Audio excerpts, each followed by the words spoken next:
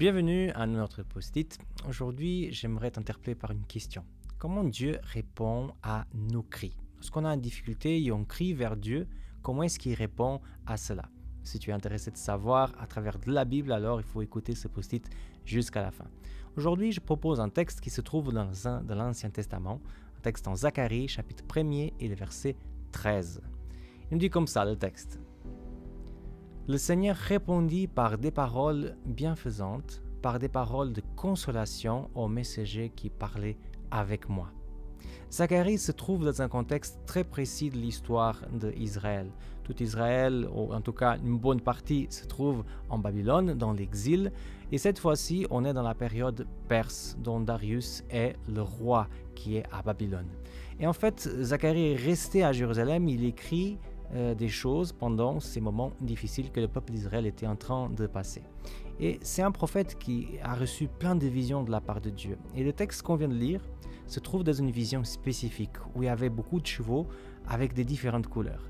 Non, je ne me trompe pas, ce n'est pas le texte de l'Apocalypse. Zacharie a aussi vu des chevaux avec des couleurs différentes.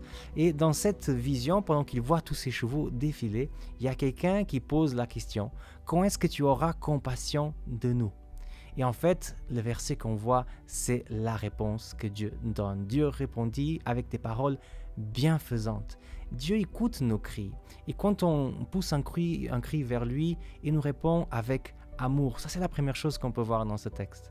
La deuxième chose qu'on peut voir, c'est que des fois, on a peur de demander. Et notre Dieu n'a pas peur de répondre. Et s'il répond avec amour, alors pourquoi aurais-je peur de demander?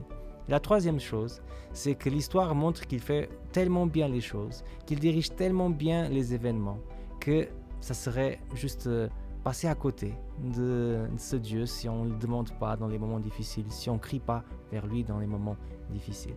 Alors, il n'y a pas une forme spécifique pour parler à Dieu dans les moments que ça ne va pas, mais en tout cas, je veux t'encourager aujourd'hui. Si tu es en train de passer par une difficulté, si tu te sens dans une situation vraiment compliquée où tu ne vois pas ou une possibilité pour sortir, alors crie vers Dieu parce que certainement, il va te répondre.